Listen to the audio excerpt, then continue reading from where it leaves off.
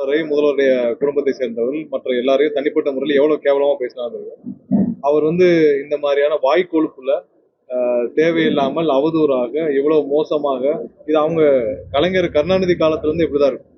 ஏதாவது குடும்பத்தினர் பத்தி பேசுறது, ஏதாவது கேவலமா பேசுறது, இது மாதிரி அந்த அந்த காலத்துல இருந்து கருணாநிதி காலத்துல இருந்து இப்படிதான் அவங்களுடைய வழக்கமே. திமுக வழக்கமே அப்படிதான். தனிப்பட்ட முறையில மோசமா விமர்சனம் பண்றது. ஸோ அவருடைய ஆன்டிசிபேட்டரி பெயில முன்ஜாமீன் ரத்து செய்த அடிப்படையில் இன்னைக்கு காவல்துறை அது யூஸ்வலா நடக்கிற விஷயம் தான். முன்ஜாமீன் ரத்து செய்யப்பட்டால் கைது செய்யப்படுவார்கள். கைது செய்யப்பட்டால் நீங்க அவங்க பெயில் போடணும். இதை நார்மல் நடைமுறை தான். ஸோ அதற்காக அவர் பேசியதற்கு வழக்கு போடாமல் இருக்க முடியாது. ஸோ அதை பொறுத்து கொள்ள முடியாம இன்னைக்கு தோல்வி பயத்துல எல்லா திமுகவும் இதே தான் பண்ணிட்டு இருக்காங்க. ஸோ இதே மாதிரிதான் எல்லாரும் பேசிட்டு இருக்காங்க. முன்ன இருந்த காலகட்டங்கள்னா ஒவ்வொரு ஆட்சி மாற்றம் நடக்கும் போது திமுகவினர் அவங்களுக்கு வசதியாக அவங்க ஏரியாவில் இருக்கிற புதிதாக வந்த அதிமுக அமைச்சர்கள் யாரையாவது பிடிச்சி செட்டில்மெண்ட் பண்ணிக்கிறோம். இப்படிதான் இந்த காலங்களில் இவங்க நடந்துச்சு. இந்த ஆட்சியில அண்ணன் விஜய் தலைமையிலான முதல்வர் விஜய் தலைமையிலான ஆட்சியில யாருக்கும் யாரையும் செட்டில்மெண்ட்லாம் பண்ண முடியாது. ஊழல் செஞ்சா வழக்கு, தப்பு செஞ்சா வழக்கு, தேவையில்லாமல் மக்களையும் பெண்களையும் அவதூறாக பேசினால் கண்டிப்பாக சட்டம் தன் கடமையை செய்யும். எந்த திமுக அமைச்சரும் யாரையும் பார்த்து செட்டில்மெண்ட் பண்ண முடியாது. எந்த ஆட்சி மாற்றம் வந்தாலும் ஊழலுக்கு ஒரு பணத்தை கொடுத்து காம்பன்சேட்டும் பண்ண முடியாது. நீங்க எங்கேயும் ஊழல் கிடையாது, எதுலையும் ஊழல் கிடையாது. ஸோ இன்னைக்கு அவங்களுக்கு வேற வழியே இல்லாமல் இன்னைக்கு தேவையெல்லாம் பேசிட்டு இருக்காங்க. இன்னைக்கு அதுல சொல்லியிருக்காரு, அவரை ராஜினாமா செஞ்சுட்டு சேர சொன்னாங்களாம். அனிதா ராதாகிருஷ்ணன் மாதிரியான ஒரு ரவுடியும் ஒரு கேவலமான ஒரு நபரையும் கண்டிப்பாக தவம் இருந்தாலும் நாங்க தமிழக வெற்றிக்காலத்தில் என்னைக்கு சேர்த்துக்க மாட்டோம். அவர் அது அவருக்கும் தெரியும்.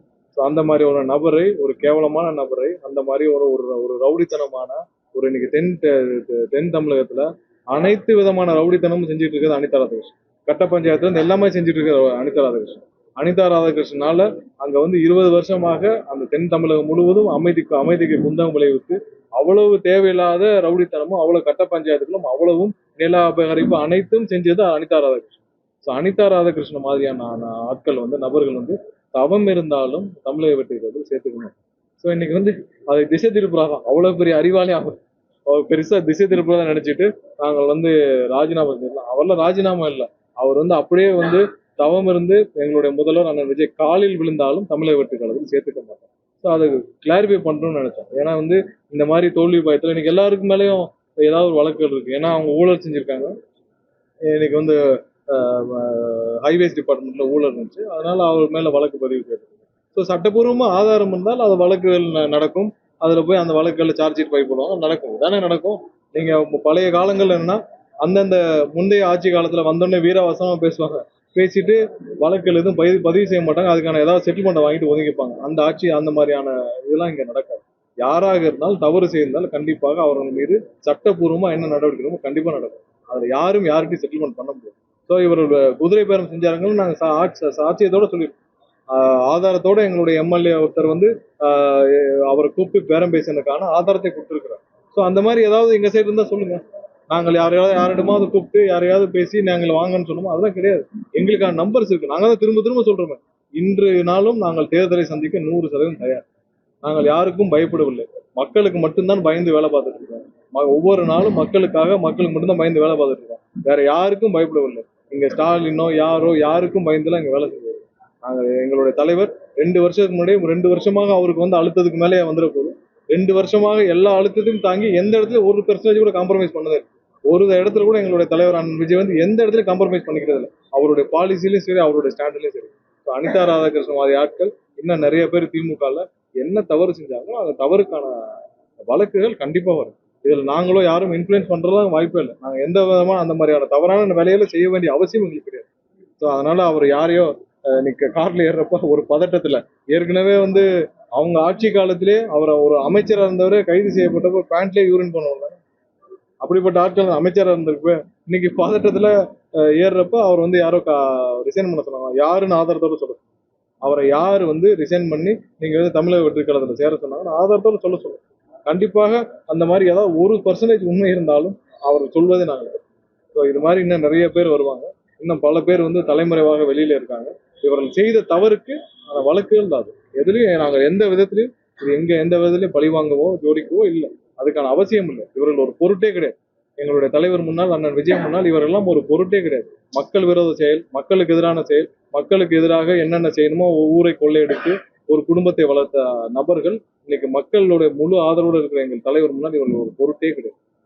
ஏன்னா மக்களுக்காக ஒரு நாளைக்கு 10 மணி நேரம் 12 மணி நேரம் தலைமைச் செயலகத்திலிருந்து முழு நேரம் பணியாற்றி இருக்கிற ஒரு முதல்வருக்கு, மக்களுக்காக மட்டும் வேலை செஞ்சிருக்க முதல்வருக்கு, மக்களுடைய உண்மையான முதல்வராக இருக்கிற ஒருத்தருக்கு இவர்கள் எல்லாம் ஒரு பொருட்டே கிடையாது. இவர்களை பழி வாங்க வேண்டிய அவசியமும் கிடையாது. எல்லாம் சும்மா வந்து கத்திட்டு இருக்காங்க. ஸோ அதற்கான ஒரு விளக்கத்தை கொடுக்க வேண்டும் நினைச்சோம். அதற்கான பதில் தான்.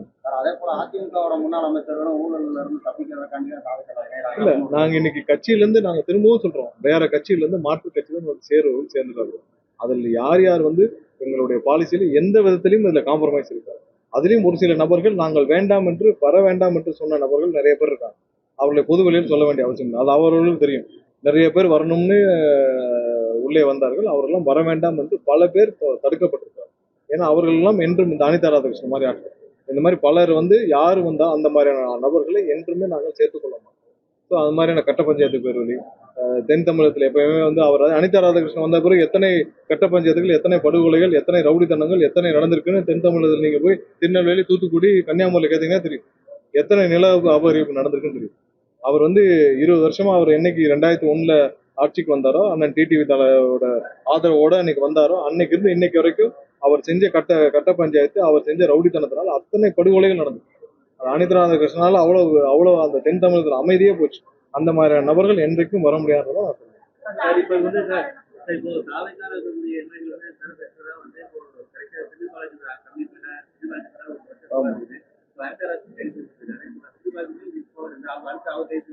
இல்ல யாருக்கா தொடர்பு இருந்தால் காவல்துறை செய்வாங்க. அவங்க எவிடன்ஸ் விசாரிச்சுட்டு இருக்காங்க. அதுல போய் நாங்க இருக்கா இல்லையான்னு எங்களுக்கு தெரிஞ்சுக்கிறதுக்கான அதிகாரம் எங்களுக்கு. அதை நாங்க போய் ஆட்சியில் இருந்தாலும் காவல்துறை விசாரணையில் தலையிடும் அதிகாரம் யாருக்கும் கிடையாது. ஸோ அவர்கள் ஆதாரம் இருந்தால், ஏன்னா ஆதாரம் இல்லாட்டி யாரோ போய் கோர்ட்ல போய் என்ன சொல்லுவாங்க? இப்போ முந்தைய காலங்களில் ஏதாவது தவறான வழக்கெல்லாம் போட்டால் அதெல்லாம் செய்ய வேண்டிய அவசியம் இல்லை.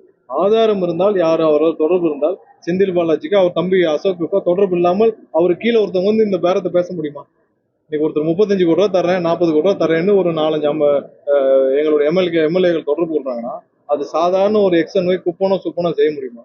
செந்தில் பாலாஜி சொல்லி தான் செய்ய முடியும். செந்தில் பாலாஜி சும்மா செய்ய முடியுமா? செந்தில் பாலாஜி திடீர்னு போய் திமுகவில் போய் அவர் எடுத்து செய்வாரா? ஸ்டாலின் சொல்லாமல், உதயநிதி சொல்லாமல் செந்தில் பாலாஜி இதை செய்திருக்க மாட்டார். ஏன்னா இது சாதாரணமான செய்ய விஷயம். ஒருத்தர் வந்து ஒரு எம்எல்ஏ போய் பேசுங்க, 40 கோடி கொடுங்க, 50 கோடி கொடுங்கன்னா அவங்களுடைய தலைமை உத்தரவிடாமல் தலைமை அதற்கு பிளான் பண்ணி நீங்க இதெல்லாம் செய்யுங்க, இதன் அடிப்படையில நீங்க நம்ம ஸ்பீக்கர் மேல வந்து நம்பிக்கையில்லா தீர்மானம் கொண்டு வருவோம், அதற்கு ஆதரவாக நமக்கு இத்தனை எம்எல்ஏ வேணும், இவ்வளவு பேர் அந்த நம்பிக்கையில்லா தீர்மானத்துல நமக்கு ஆதரவா வாக்களிக்கணும், அப்ப இவ்வளவு பேருக்கு இவ்வளவு கொடுங்கன்னு சொல்லாமல் செந்தில் பாலாஜி செய்திருக்க மாட்டார். செந்தில் பாலாஜிக்கு வந்து திமுக தலைமையை மீறி செய்யறதுக்கான அதிகாரம் இல்லை. அப்ப இது அங்கிருந்து வந்ததுதான்.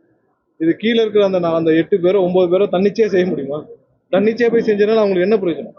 கையில போய் 40 கோடி கொடுத்துட்டு கீழே இருக்க ஒரு 7 பேர் 8 பேர் அந்த சக்தி மெஸ் ஓனரோ இல்ல அங்க இருக்கிற ஒரு 2-3 மூன்றாம் தர நாட்கள்லாம் செய்ய முடியுமா? செந்தில் பாலாஜிக்கும் மேலே வந்து உத்தரவு வந்தா தான் அப்படி செய்ய முடியும். இவர்களுக்கு நாங்க இல்ல, காவல்துறை வச்சிருப்பாங்க. காவல்துறை வச்சிருப்பாரு. வச்சிருக்காமல் அவர்கள் கைது செய்ய முடியாது. நேற்று ரிமாண்டுக்கு எவ்வளவு நேரம் ஆர்குமெண்ட் போச்சு நீங்க எல்லாம் பார்த்திருப்பீங்க. ஆதாரங்கள் இருக்கும் பட்சத்தில் தான் கைதுகள் செய்யப்படும். எப்படி இந்தந்த நபர்கள்னு சொல்றாங்க? அந்தந்த நபர்களுக்கு தொடர்பு இருக்கணும் ஆதாரத்தோட கைது செய்யறாங்க. இவர்கள் எல்லாம் தொடர்போட எல்லா இதுலயும் எந்தெந்த இதுல வாட்ஸ்அப்ல யார் யார்கிட்ட என்னென்ன பேசினாங்க கண்டிப்பாக காவல்துறை சேகரிச்சிருப்பாங்க. அதன் அடிப்படையில் கைது செய்யப்படுறாங்க. இன்னும் வந்து யாருக்கா தொடர்பு இருந்தால் கண்டிப்பா கைது செய்யப்படுவாங்க. இது சாதாரண குற்றச்சாட்டு. நீங்க வந்து 40 நாட்களுக்குள்ள ஸ்டாலின் வந்து எங்களை 30 நாள்ல நாங்க வந்து இந்த ஆட்சி தாங்காதுன்னா எந்த அடிப்படையில் சொன்னார்? எதன் அடிப்படையில் சொன்னார்? திடீர்னு ஏன் உதயநிதி துபாய் போனாரு? துபாய்க்கு திடீர்னு போனார். அவர் போன உடனே ஏன் இதெல்லாம் இந்த மாதிரி கோர்ஸ் ஆஃப் விஷயங்கள்லாம் உடனே ஸ்பீடப் ஆகுது? அப்ப அங்கிருந்து என்ன பேசி ஆலோசனை செய்து என்ன செய்தாரு? எல்லாத்துக்கும் அவங்க தானே விளக்கம் கொடுக்கணும். இப்ப அதற்கு விளக்கம் கொடுக்காம இவர்கள் வந்து அனிதா ராதாகிருஷ்ணன் மாதிரியான ஒரு 3ஆம் தர நபர்களை ஏவி விட்டு ஒரு வேலையை பண்ணிருக்காங்க. எல்லாத்துக்கும் சட்டம் என்ன செய்யணுமோ அதுக்கான அவங்க என்ன தப்பு செஞ்சாலும் அதுக்கான ஆக்ஷன் தான் போலீஸ் எடுத்திருக்காங்க.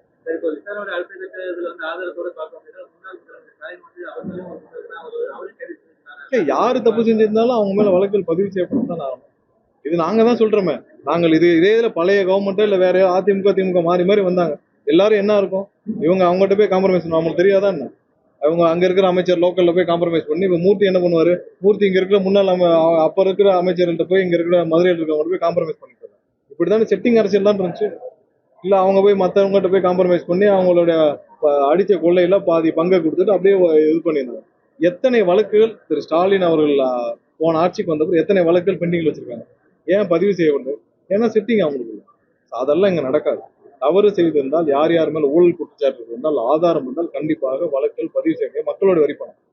மக்களோட வரிப்பணத்தை யாரு திருட்டிருந்தாலும் அதற்கு ஆதாரம் இருந்தால் கண்டிப்பாக நடவடிக்கை எடுக்கணும். இப்போ கண்டக்டர்ல ஊழல் நடந்திருக்குன்னு சொன்னோம். 9 டெண்டர்ல நாங்களே மின்சார வாரியமே அதற்கான கம்ப்ளைண்ட் கொடுத்தோம். அதன் மூலியமாக விசாரணை நடைபெற்று வருது. அதற்கான ஆதாரத்தை தேட்டிருக்காங்க. எஃப்ஐஆரும் ஃபைல் செய்யப்படும். எஃப்ஐஆரும் போடப்பட்டது. கண்டிப்பா யார் யார் மேலாம் தவறு செய்தால் கண்டிப்பாக வழக்குகள் பதிவு செய்யப்படும்.